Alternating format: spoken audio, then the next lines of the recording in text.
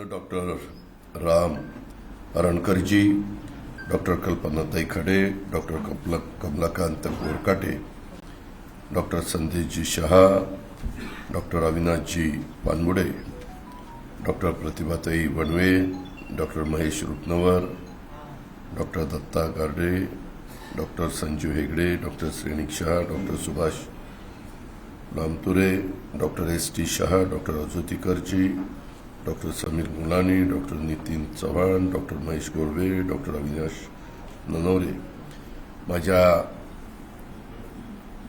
इंदापूर तालुक्यामध्ये आणि शहरामध्ये वैद्यकीय क्षेत्रामध्ये काम करत असणारे, उपस्थित असणारे सर्वच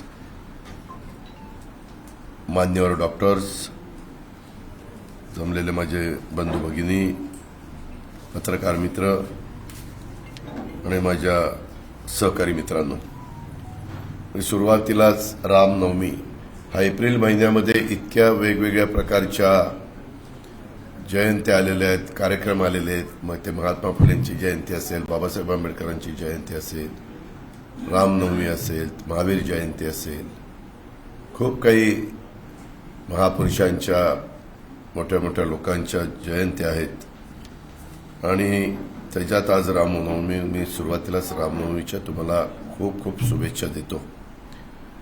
खरं तर मी तुम्हाला आधीच भेटणार होतो, परंतु ह्या धक्काधक्कीच्या जीवनात मला भेटता आलं नाही. या निवडणुकीच्या करता अर्थात भेटणार होतो, माझाही त्याच्या पाठीमागे स्वार्थ होता.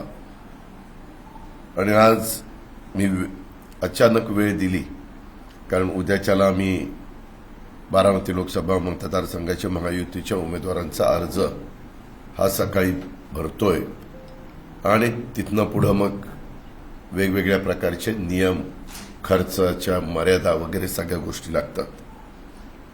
इथं आम्ही विनंती केल्यानंतर आपण जो इथं मेळावा आयोजित केला, आपण सगळी कामाची माणसं ह्याची जाणीव मला आहे. आणि आपण इथं सगळे उपस्थित राहिला, सर्व संघटनेचे पदाधिकारी, सर्व डॉक्टर्स, त्यांचं मी मनापासून स्वागत करतो.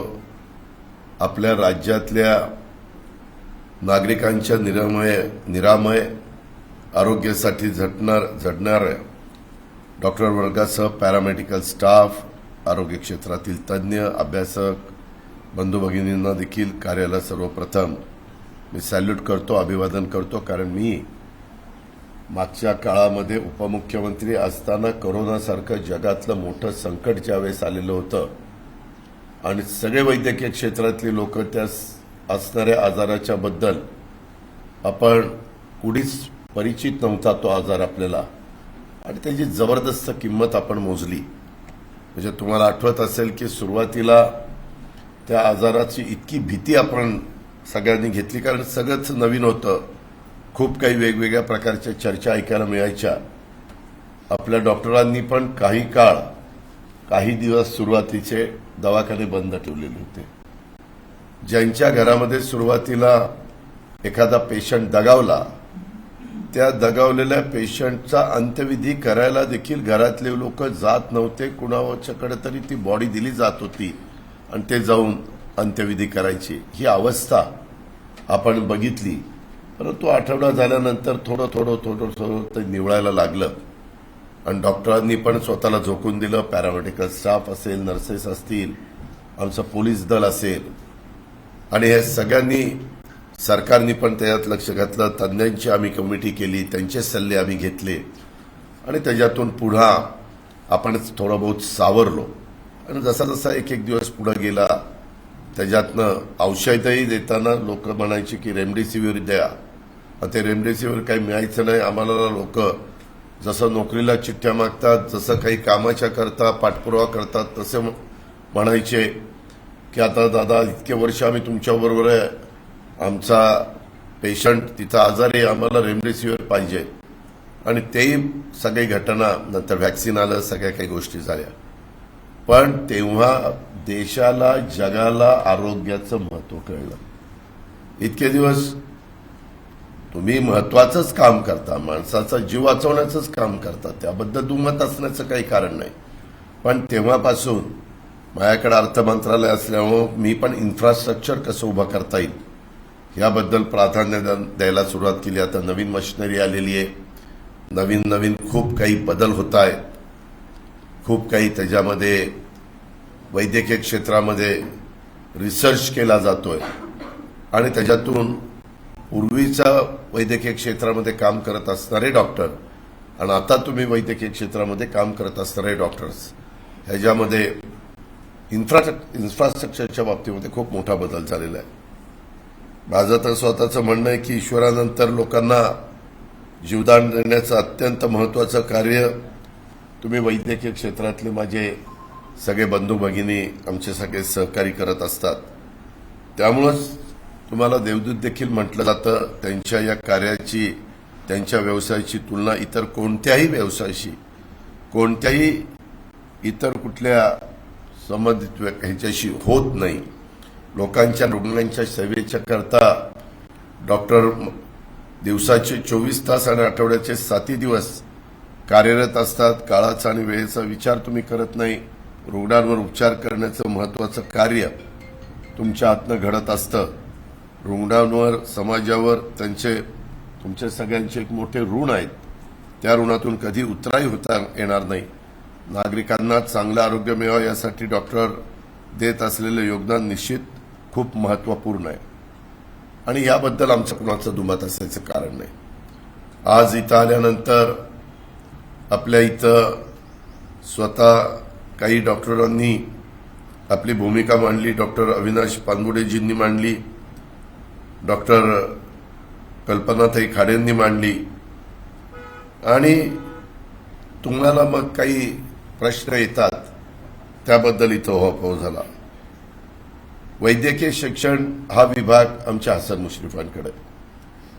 योग आहे, आजच नाही त्याचा वाढदिवस आहे. मी आता वर चढत असतानाच त्यांना वाढदिवसाच्या शुभेच्छा दिल्या आणि तो माझ्या पक्षाच्या एका सहकार्याकडे असल्यामुळं तिथं जे काही मदत लागेल, जे काही निर्णय लागतील ते घ्यायला मला कुठली अडचण नाहीये. पण सध्या आचारसंहिता आहे.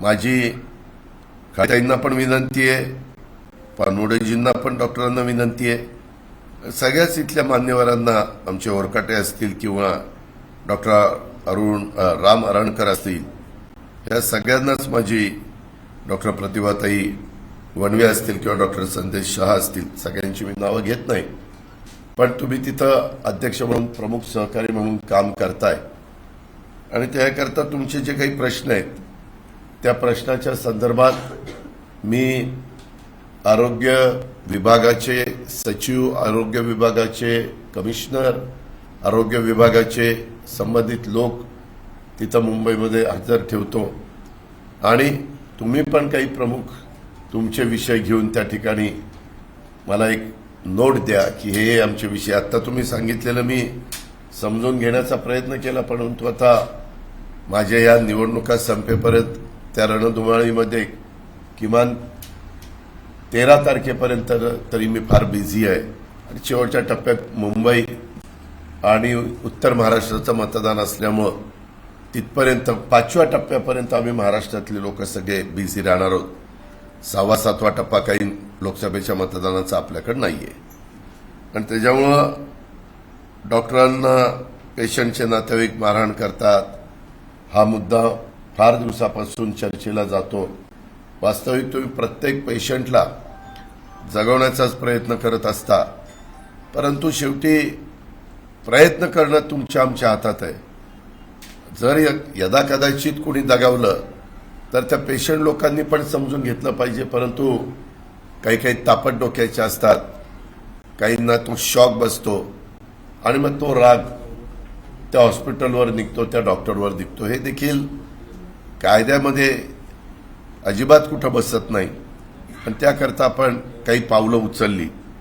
त्यामध्ये अजून काही कारवाई करण्याच्या बद्दलची गरज असेल तर जरूर आपण त्याच्याबद्दलचा विचार करू. एसटीपी ईटीपी प्लान बसवण्याच्या बद्दल कंपल्सरी केल्याबाबतचा निर्णय ही गोष्ट खरी आहे.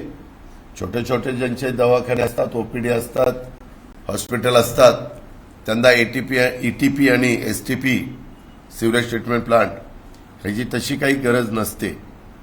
आमचा एकच प्रयत्न आहे की आता पोल्युशन प्रचंड वाढलेलं आहे, हीट जबरदस्त वाढलेली आहे ग्लोबल वॉर्मिंगचं संकट कसं जगावर आलेलं आहे आपण रोज अनुभवतोय आणि त्याच्यामुळं पुढच्या पिढीच्या करता कसल्याही प्रकारचं प्रदूषण आपल्याला करण्याचा अधिकार नाही. त्याबद्दलची जी खबरदारी घ्यायला पाहिजे ती घ्यावीच लागेल, पण ती व्यवसाय करणाऱ्याला पण परवडली पाहिजे, त्यांनाही झेपली पाहिजे. ह्याबद्दल पण मी तुमच्या मताशी सहमत आहे. त्याच्यामध्ये शासकीय यंत्रणा यांचा मानसिक त्रास त्रिभुवन हत्याच्या संदर्भामध्ये जे सोनोग्राफीला येतात त्याबद्दल, परंतु डॉक्टर हा त्रास जरूर काही बाबतीत होत असेल, परंतु आपल्या पण क्षेत्रातले लोक त्या ठिकाणी आमच्या प्रतिभाताई आणि आमच्या कल्पनाताई दोघी एक गेवराईचे आणि एक बीडचे आहेत. बीड जिल्ह्यात काय प्रकार चालतात हे तुम्हाला सगळ्यांना माहिती आहे. पण म्हणून म्हणजे तुम्हाला दोष मी देत नाही, पण तुम्ही तिकडनं आमच्याकडे आलाय सून म्हणून, आणि तुम्ही सून म्हणून आलेला असला तरी आम्ही तुम्हाला बाहेरच्या मानणार नाही, एवढं लक्षात. तुम्ही आमच्या घरचे आहेत, तुम्ही आमची लक्ष्मी आहे, त्याबद्दल आमचं कुणाचंही दुमत नाही. पण अशा घटना घडू नये, नाहीतर मध्ये मध्ये आम्ही बघितलं काही जिल्ह्यांच्या मध्ये एवढी तफावत पडायला लागली की 1000 मुलं ज्यावेळेस जन्माला येतील त्यावेळेस आमच्या तिथं 850 मुली जन्माला येत होत्या, 790 पर्यंत पण मुली. म्हणलं अरे पुढं तर सगळं ते अवघडच होणार आहे, पुढं काही द्रौपदीचा विचार करावा लागेल का काय असा प्रसंग त्यावेळेस कधी येईल. ह्याच्यातला गमतीचा भाग जाऊ द्या, नाहीतर त्याच्यातच मला तिथं देतील अजित पवारांनी द्रौपदीचा अपमान केला. अपमान नाही, मला कुणाचाही अपमान करायचा नाही, पण एक गंमत म्हणून मी त्याचा उल्लेख केला. मित्रांनो, ह्याबद्दल पण मला डॉक्टर तुम्ही नीट सांगितलं की हा कसा त्रासदायक होतो, आम्हाला त्याच्यामध्ये पारदर्शकता पाहिजे. याबद्दल डॉक्टर दुमत असायचं तुमचं माझं काही कारण नाही.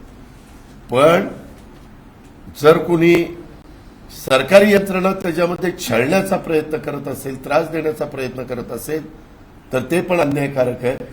आणि म्हणून त्या मीटिंगमध्येच आपण चर्चा करू की काय तुम्ही पण काही गोष्टी हे करा, विचार करा, किंवा हे केलं तर तुम्ही दोन्ही बाजूचा विचार करा. ज्यावेळेस राज्यकर्ते म्हणून आम्ही काम करत असतो त्यावेळेस जे डेलिगेशन येतं त्यांच्या वेगवेगळ्या प्रश्नाच्या बद्दल पण आम्हाला विचार करावा लागतो, परंतु त्याचबरोबर सांध्यापासून बांध्यापर्यंत महाराष्ट्र राज्य डोळ्यासमोर ठेवून तिथं आम्ही कुणा डेलिगेशनला मदत करत असताना त्या मोठ्या वर्गाला कुठं अन्याय करतो असंही डॉक्टर साहेब आम्हाला करून चालत नाही.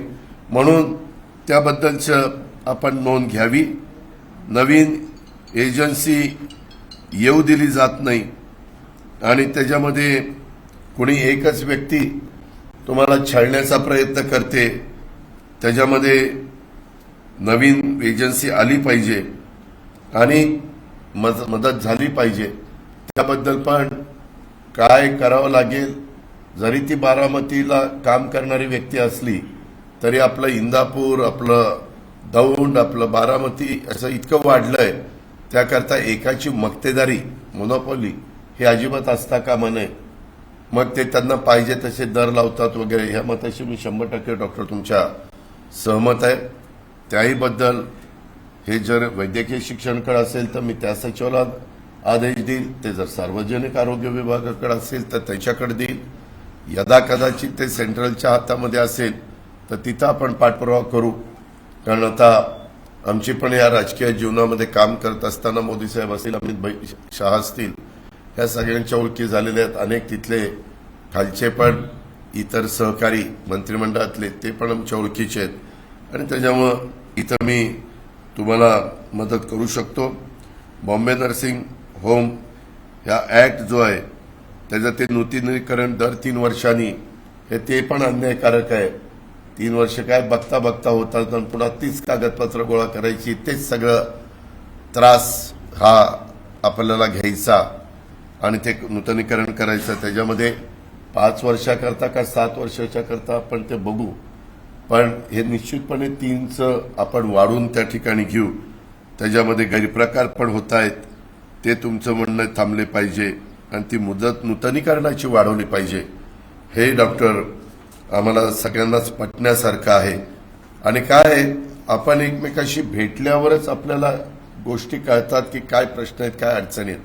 आम्ही तर राज्य सरकारमध्ये काम करत असताना एकनाथराव शिंदे, देवेंद्र फडणवीसजी, मी आणि आमचे सगळे सहकारी मित्र मिळून जास्तीत जास्त लोकाभिमुख निर्णय, परंतु ते कायद्याच्या नियमाच्या चौकटीमध्ये बसणारे आणि त्याच्यातनं कुठेतरी शिस्त राहणारे, त्याच्यातनं कुणावरही अन्याय होणार नाही, त्रास होणार नाही, असा आमचा दृष्टिकोन असतो. पण कधी कधी काही गोष्टी चुकून राहून गेलेल्या असतील. आम्ही पण माणसंच आहोत. त्याच्यामुळं मी नेहमी महाराष्ट्राला सांगतो, बाबांनो, जे काम करतो तोच चुकतो, काम करत नाही तो बिनचुकच असतो. कामच करत नाही तर चुकायचा प्रश्न येईल कुठं. अशा प्रकारे हे जे काही आपण इथं मला अडीअडचणी सांगितलेल्या आहेत, त्याच्यामध्ये आमचे दत्तामामा आहेत, आमचे यशवंत माने आहेत. त्यांनी पण मला हे सगळं संपल्यावर डॉक्टरांशी, कल्पनाताईंशी, कमलाकांतजींशी, आमच्या अविनाशजींशी आणि डॉक्टर राम अरणकरजी, त्यांच्या नावातच राम आणि आज रामनवमी आहे, त्याच्यामुळं त्यांच्याशी असे प्रतिभाताई जे कोणी तुमचे संबंधित असतील त्यांनी ते सगळ्या गोष्टी मला करून टिप्पण करून द्या, नोट करून द्या आणि मी तिथं पुढे जाण्याचा प्रयत्न करीन. डॉक्टर मगाशी बोलत असताना कल्पनाताईंनी सांगितलं की बाबा बारामतीच्या महिला हॉस्पिटल जे आहे त्याच्याबद्दल त्यांनी थोडं चांगले उद्गार काढले. मी आपल्याला सांगेन की मी आता महाराष्ट्रामध्ये गेले 32-33 वर्ष काम करतो. तुम्ही काही लोकांनी 91 साली मला मतदान देखील केलं असेल, कारण त्यावेळेस मी खासदारकीला उभं होतो. माझ्या इंदापूर तालुक्याने प्रचंड मताधिक्य मला दिलेलं होतं. परंतु काही राजकीय घडामोडी अशा घडल्या की पंतप्रधान नरसिंहरावजींनी मला सांगितलं की अजित, पहिला विश्वासदर्शक ठराव माझा पास झाल्यानंतर तुला राजीनामा द्यायचा आहे आणि तू आमदारकीला उभं राहायचं आहे. ते राष्ट्रीय काँग्रेस पक्षाचे अध्यक्ष असल्यामुळं शेवटी अध्यक्षाचा निर्णय हा मान्य करावा लागतो आणि त्या प्रकारे त्या गोष्टी घडल्या. त्या खोलात मी आता जात नाही, कारण त्याला 32-35 वर्ष झालेली आहे. पण मला या संदर्भामध्ये एवढंच सांगायचं आहे की मी बारामती गेले अनेक वर्ष काम करत असताना खूप काही सुधारणा, खूप काही विकास, सर्वांगीण विकास ह्या गोष्टी केलेल्या आहेत. हे त्रिवार सत्य आहे. माझी करण्याची धमक आहे, माझी करण्याची ताकद आहे. मी विकास कामं करणारा माणूस आहे आणि आज देखील मी नरेंद्र मोदी साहेबांच्या बरोबर गेलोय. त्याचं कारण एक विकासाभिमुख नेतृत्व, विकास पुरुष म्हणून मी मोदी साहेबांच्याकडे त्या ठिकाणी पाहतो. माझ्या पण राजकीय जीवनामध्ये अनेक पंतप्रधानांना अलीकडच्या काळामध्ये मी पाहिलेलं आहे, म्हणजे साधारण PV नरसिंहरावजींच्या पासून, कारण तिथं पार्लमेंटमध्येच मी होतो तेव्हापासून आजपर्यंत जे पंतप्रधान ज्यांनी त्यांनी आपापल्या परीनं आपल्या भारताचा एवढा मोठा सगळा भार उचलण्याचं काम केलं. 18 पगड जातीला, 12 बलुतेदारांना सगळ्यांना न्याय देण्याचा प्रयत्न केला. पण कामाच्या बद्दल धाडसाने निर्णय घेणारी पण काही माणसं असतात. त्याच्यातून तुमच्या माझ्या देशाचा नावलौकिक वाढवणारे पण काही पंतप्रधान असतात. आपल्याकडं आजूबाजूची राष्ट्र वाकड्या नजरेने बघायची, त्यांचाही चोख बंदोबस्त करणारे प्राईम मिनिस्टर असतात. आणि ह्या सगळ्या गोष्टी मला मोदी साहेबांच्या भावल्या. मी देखील मोदी साहेबांना सुरुवातीच्या काळामध्ये विरोध करत होतो. तुम्ही पण सगळ्यांनी तो पाहिलेला आहे. पण डॉक्टर मित्रांनो, असा माणूस सारखा सारखा त्या ठिकाणी आपल्याला मिळू शकत नाही. आज ज्या पद्धतीनं आपले नॅशनल हायवे झाले, अनेक मंत्रिमंडळ गेली ना, परंतु त्यांच्या 10 वर्षाच्या काळामध्ये झालेले नॅशनल हायवे, त्यांच्या 10 वर्षाच्या काळामध्ये झालेले विमानतळ, विमानतळाचे टर्मिनल, त्या 10 वर्षाच्या काळामध्ये झालेले पोर्टचे विकास, पोर्टचा बंदरं, त्याचबरोबर मेट्रो, त्याचबरोबर बुलेट ट्रेन, त्याचबरोबर वंदे भारत ट्रेन, हे जे काही झाले, किंवा अटल सेतू सारखे ब्रिजेस, मोठे मोठे अटल टनेल सारखे जम्मू काश्मीरच्या परिसरामध्ये तिथं दळणवळणाचं जे साधन उपलब्ध करून दिलं, मोठ्या प्रमाणावर हवाई वाहतूक ही आपल्याकडे सुरू झाली, असे अर्थव्यवस्था 5व्या क्रमांकावर जगात आपण पोहोचलो होतो, ती त्यांना 3ऱ्या क्रमांकावर आणायची. अशा खूप काही गोष्टी मी तुम्हाला त्या बाबतीमध्ये सांगू शकेन. विशेषतः आयुष्यमान भारत योजना 5 लाखापर्यंत विमा आम्ही पण ते केली राज्यामध्ये, परंतु केंद्राने पण तो करण्याचा निर्णय त्या ठिकाणी घेतलेला आहे. त्याच्या संदर्भात 70 वर्षाच्या वरील वृद्धांना आयुष्यमान भारत योजनेचा लाभ देण्याच्या बद्दलचा निर्णय आणि त्याच्यात इतर खूप काही गोष्टी आहेत की ज्या शेतकऱ्याच्या उपयोगाच्या आहेत, बेरोजगारांच्या व्यवसाय करण्याच्या दृष्टिकोनातून मुद्रा लोनच्या बद्दलचे घेतलेले निर्णय असेल, त्याच्यामध्ये अशा अनेक गोष्टी, 3 कोटी लोकांना घरं देण्याच्या बद्दलचा महत्वाकांक्षी कार्यक्रम असेल, त्याच्यामध्ये तृतीय पंथीयांना देखील आयुष्यमान भारत योजनेमध्ये आणण्याच्या बद्दलचा निर्णय आता जाहीरनाम्यामध्ये त्यांनी सांगितलेला असेल. कारण त्या तृतीय पंथींना पण जगण्याचा अधिकार आहे आणि त्यांनाही मदत त्या ठिकाणी झाली पाहिजे. आणि अशा प्रकारे खूप काही गोष्टी नवीन पण त्यांना करायच्यात. परवा 90 वर्ष रिझर्व्ह बँक ऑफ इंडियाला झाली, त्यावेळेस ते मुंबईला एक कार्यक्रम झाला, ते होते, प्राईम मिनिस्टर होते, मी होतो, देवेंद्रजी होते, सीएम होते, त्याच्यामध्ये निर्मला सीतारामन होत्या, आरबीआय गव्हर्नर होते. त्यावेळेस पण एवढा महत्वाचा क्राऊड समोर बसलेला होता. मुकेश अंबानी, महिंद्रा महिंद्रा, सगळे टॉपचे इंडस्ट्रीज तिथं बसलेले होते. आपल्या आर्थिक क्षेत्रातले सगळे मान्यवर बसलेले होते. आणि त्यावेळेस पण त्यांनी सांगितलं की मी 3ऱ्यांदा पंतप्रधान पदाची शपथ घेणार आहे आणि ती झाल्या मला पहिल्या 100 दिवसामध्ये आणखीन काही महत्वाच्या गोष्टी करायच्या. कधी 10 वर्षामध्ये कुठली सुट्टी घेतली नाही, कधी दिवाळीला कुठं बाहेर गेले असं झालेलं नाही. जवानांना जाऊन भेटणं, त्यांच्या दिवाळी साजरी करणं, अशा सगळ्या गोष्टी आपण पाहिल्या. ठीक आहे, मतांतर असू शकतं, वैचारिक भूमिका वेगवेगळी अनेकांची असू शकते. बाबासाहेब आंबेडकरांनी संविधानाच्या माध्यमातून तो अधिकार तुम्हाला मला सगळ्यांना दिलेला आहे, त्याचा वापर आपल्या भारतातली सगळी जनता करते. पण वैद्यकीय क्षेत्रातल्या मान्यवरांनो, एक त्रयस्थ भारतीय नागरिक म्हणून तुम्हाला एका बाजूला नरेंद्र मोदी साहेब यांचा चेहरा प्राईम मिनिस्टर म्हणून, दुसऱ्या बाजूला आज कुठलाही चेहरा नाही तरी धरू आपण राहुल गांधी म्हणून त्या प्राईम मिनिस्टरचे उमेदवार म्हणून. काय परिस्थिती आहे, काय आतापर्यंत त्यांचं वेगवेगळ्या पद्धतीनं जे काम झालं, वेगवेगळ्या पद्धतीनं त्यांनी जी भूमिका मांडली. गेले 500 वर्ष त्याच्यामध्ये रामाचं मंदिर झालेलं नव्हतं, बरेच वर्ष सगळ्या गोष्टी झाल्या, परंतु ते राम मंदिर अनेकांचा एक स्वप्न होतं, ते पूर्ण करण्याचं काम त्यांनी केलं. खूप काही गोष्टी मला सांगण्यासारख्या आहेत.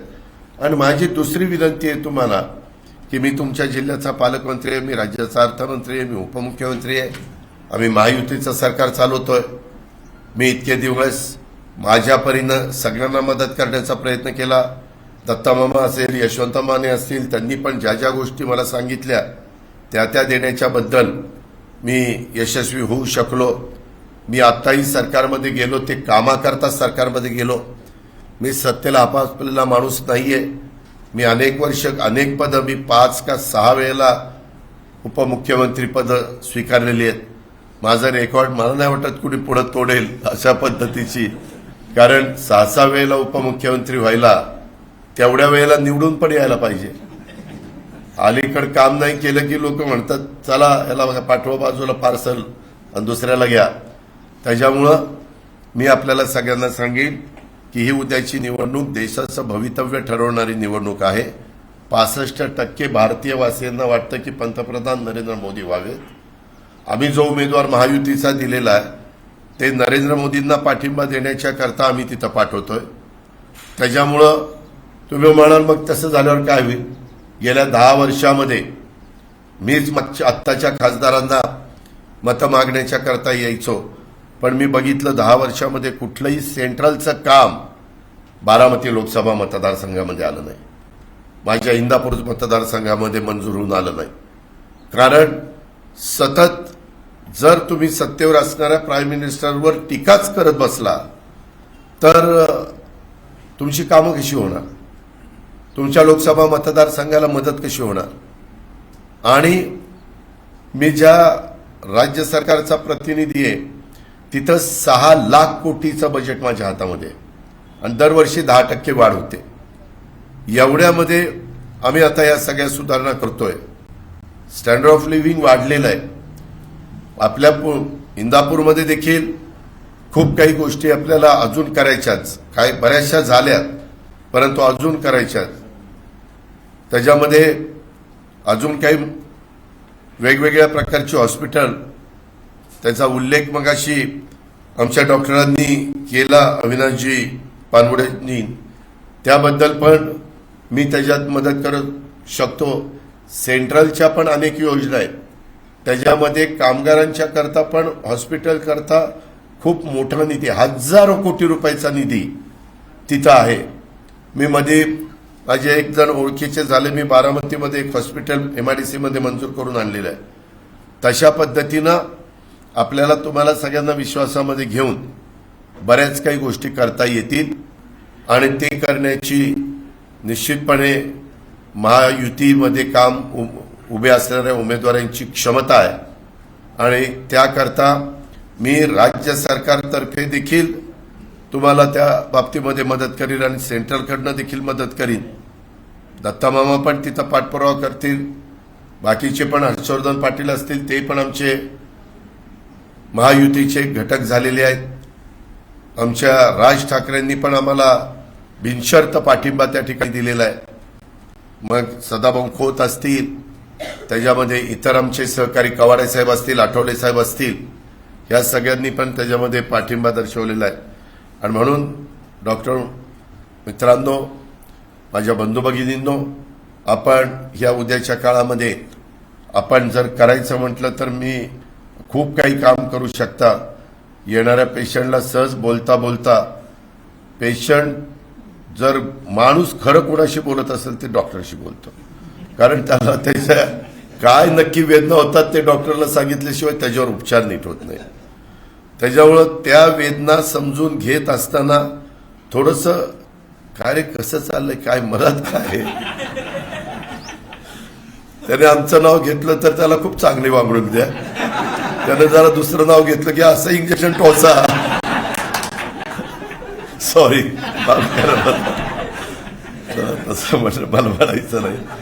पण माझी विनंती आहे की तुम्ही करू शकाल. मी खरंच सांगतो डॉक्टर मंडळींनो, मी कामाचा माणूस आहे. मगाशी डॉक्टरांनी ज्याचा उल्लेख केला, मी असंच बरेच शेटकर बसलो होतो आणि ते बोलता बोलता म्हणाले की दादा, आमचा तो करमाळा आणि इंदापूरला जोडणारा पूल खूप महत्वाचा आहे पण प्रचंड खर्चिक आहे, म्हणून त्याच्यामध्ये कुणी अजून धाडस दाखवलं नाही.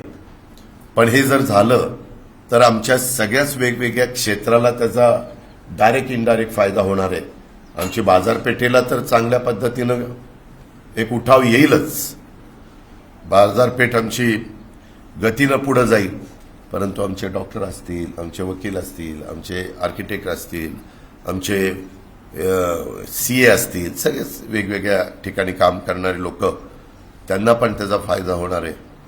डॉक्टर मित्रांनो, खोटं नाही सांगत, तिथल्या तिथं मी फोन लावला आणि अधिकाऱ्याला सांगितलं की मला ह्याचं प्लॅन एस्टिमेट पाहिजे. 382 कोटी का काहीतरी झालं. माझं अधिवेशन होतं, मी अधिवेशनामध्ये माझ्याकडे ज्यावेळेस फायनल सहीला आलं त्यावेळेस तिथं त्या पुलाचं नाव आणि ती किंमत दिली, टाकून सही केली. मित्रांनो, वाढप्या ओळखीचा असला तर कितीही वाढता येतं आणि मी वाढप्या म्हणून आता तुमच्या समोर आहे. तुम्ही मला साथ द्या, मी तुम्हाला साथ देईन. मी शब्दाचा पक्का आहे. मी तुमच्याशी संपर्क ठेवीन.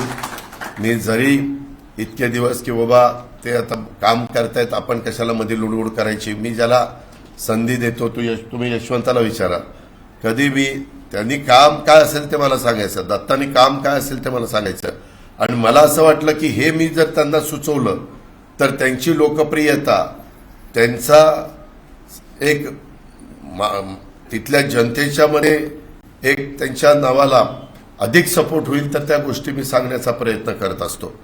पण बाकीच्या बाबतीत मला लुडबुड करण्याची काही सवय नाही. आणि आता आपला सोलापूर रोड पण पलीकडनं जवळनं गेलाय. बऱ्याच गोष्टी आपल्याला अजून करायच्यात. मी सांगायचं म्हणलं तर वेळ कमी पडेल, पण मी आपल्याला विश्वास देतो की आत्तापर्यंत 10 वर्ष तुम्ही एका खासदारांना निवडून दिलंय. ह्यावेळेस महायुतीच्या खासदाराला तुम्ही 5 वर्षाच्या करता निवडून द्या. इंदापूरच्या वैद्यकीय क्षेत्रातल्या मान्यवरांनो, मी दाव्याने सांगतो, त्यांच्या कारकिर्दीपेक्षा तुम्ही जर महायुतीचा उमेदवार घड्याळाच्या चिन्हावर बटन दाबून निवडून दिला आणि तुमच्या सहकाऱ्यांना पण तुम्ही तशा पद्धतीची विनंती केली आणि त्याच्यात आपण सगळ्या पद्धतीने यशस्वी झालो, तर ही उद्याची 5 वर्षाची कारकीर्द त्या खासदाराची आजपर्यंत अजित पवार सहित जेवढे खासदार होऊन गेले त्याच्यापेक्षा उजवी आणि विकासाची असेल. आणि ते म्हणजे मोदी साहेबांच्या मदतीमुळं, आमच्या महायुतीच्या सरकारच्या मदतीमुळं. ह्याबद्दलची पण ग्वाही मी आपल्याला सगळ्यांना देतो. मग पाण्याचे बिण्याचे तर अनेक प्रश्न माझ्या देवेंद्रजी, एकनाथराव शिंदे आम्ही ते त्याच्यामध्ये घेतलेले आहेत. सेंट्रलचा पण पैसा त्याच्यामध्ये आणावा लागतो आणि त्याकरता बऱ्याच काही गोष्टी ह्या कराव्या लागतात. आणि त्यामध्ये तिथं त्यांना पाठिंबा देणारा खासदार माझ्या शिरूर लोकसभा, माझ्या मावळ लोकसभा, माझ्या बारामती लोकसभा, माझ्या पुणे लोकसभा ह्या भागातनं गेले, तर निवडून गेले, तर तिथं एक चांगला पुणे जिल्ह्याला पण फायदा झाल्याशिवाय राहणार नाही, हीच खात्री मला आपल्याला सगळ्यांना द्यायची होती. आणि म्हणून जातीचा, पातीचा, नात्याचा, गोत्याचा विचार न करता माझ्या वैद्यकीय क्षेत्रातल्या मान्यवरांनो, ही निवडणूक भावकीची किंवा गावकीची निवडणूक नाही. ही देशाचं भवितव्य ठरवणारी निवडणूक आहे. त्याच्यामध्ये गेले 10 वर्ष केलेली त्यांची कामं आणि त्याच्यात अजून जी काही राहिलेली कामं ती त्यांना त्या बाबतीमध्ये करायची आहे. आणि म्हणून तुमच्या सगळ्यांचे आशीर्वाद, तुमच्या सगळ्यांचा पाठिंबा मोदी साहेबांना पाहिजे आणि मोदी साहेबांना पाठिंबा देणाऱ्या महायुतीच्या उमेदवारांना महाराष्ट्रामध्ये पाहिजे. ते आपण सगळ्यांनी करावं एवढं मी आपल्याला सगळ्यांना विनंती करतो. आपण सगळेजण रामनवमीच्या दिवशी देखील सकाळी सकाळी आला. तुम्हाला तर 8:30ला सांगितलेलं होतं, त्याच्यावर मला पण एक ऑकवर्ड झालं की तुम्ही 8:30ला आला आणि मी 9ला आलो. मी फार वेळेला महत्त्व देणारा एक कार्यकर्ता आहे. मी अजिबात वेळ इकडं तिकडं चुकून देत नाही. पण तुम्हाला भेटता आलं. आमच्या वेगवेगळ्या मान्यवरांचे पण, डॉक्टर कल्पनाताई असतील, डॉक्टर अविनाशराव असतील, इतर पण आमच्या सहकाऱ्यांचे विचार मला या निमित्तानं ऐकता आले. परंतु पानबुडेजी, आपल्याला त्याकरता पाठपुरावा, बोरकाटेजी, आपण एकत्र काम केलेले, तुम्हाला पण त्याच्यामध्ये ते सगळं मला व्यवस्थितपणे टिप्पण करून द्यावं लागेल. कारण ते मला दिलं तर मी त्या अधिकाऱ्यांना सांगेल की मी आचारसंहिता संपल्यानंतर ह्या विषयावर मीटिंग लावणार आहे, तुम्ही तुमची तयारी करा. म्हणजे पुन्हा तिथनं पुढं सुरुवात नको, ते तयारी करून त्या मीटिंगला बसतील आणि आपल्याला निर्णय एक एक एक एक झटपट त्या ठिकाणी घेता येतील. तुम्ही पण बघाल की निर्णय घेण्याच्या बाबतीत अजित पवारचा कसा हातखंडा आहे आणि त्याचा अनुभव पण तुम्हाला येईल. आणि पुढं पण मी संपर्क ठेवीन. उद्याच्याला लोकसभेचा खासदार निवडून गेल्यानंतर महिन्याला मी इथं आढावा बैठकीच्या निमित्तानं सगळ्या अधिकाऱ्यांना बोलून, सगळे बघते, कलेक्टर असतील, एसपी असतील, सीओ असतील, प्रोटोकॉलप्रमाणे आम्ही बोलवल्यानंतर त्यांना यावं लागतं.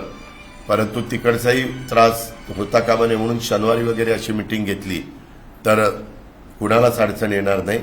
आणि मग आपल्याला अधिक गती त्या बाबतीमध्ये जे स्थानिक प्रश्न असतील ते तिथल्या तिथं निर्णय, जे जिल्ह्याचे असतील ते जिल्ह्यातल्या अधिकाऱ्यांना सांगून, जे राज्याचे असतील ते राज्याला आम्ही देवेंद्रजी, मी आणि एकनाथराव तिथं, आणि जे लोकसभेचे असतील ते लोकसभेचा तुम्ही त्या बाबतीतला महायुतीचा उमेदवार निवडून दिला तर त्या उमेदवाराच्या वतीनं त्यांच्यातर्फे अशा पद्धतीनं आपण कामाचे हे करू, कामाची पद्धत ठेवू आणि त्यामध्ये निश्चितपणे माझ्या इंदापूरकरांचा फायदा झाल्याशिवाय नाही, इंदापूर भागामध्ये राहत असणाऱ्या सर्व घटकाचा फायदा झाल्याशिवाय राहणार नाही, याबद्दलची खात्री मी आपल्याला देतो.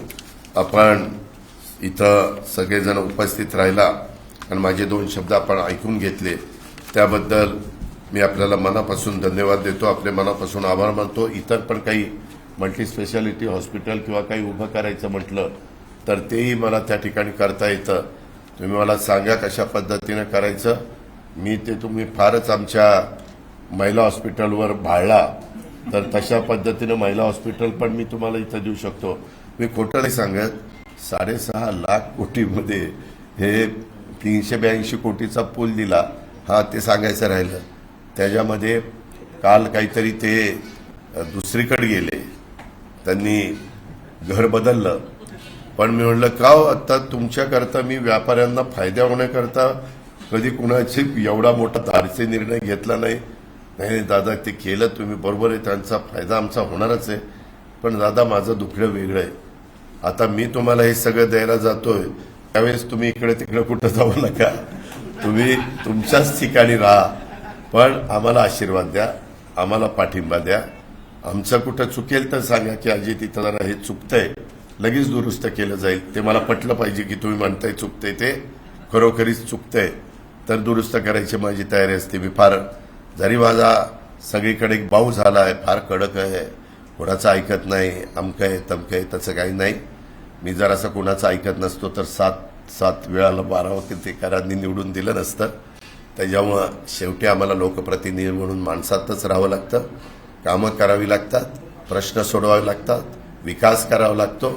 लोकांच्या मध्ये एक भावनिक नातं, अतूट नातं निर्माण करावं लागतं, तर लोक तुमच्या पाठीशी उभी राहतात. तशा पद्धतीनं मी तुम्हाला पण मदत करीन याबद्दलची ग्वाही देतो आणि आपल्या सगळ्यांची रजा घेतो. जय हिंद, जय महाराष्ट्र. एबीपी माझा, उघडा डोळे बघा नीट.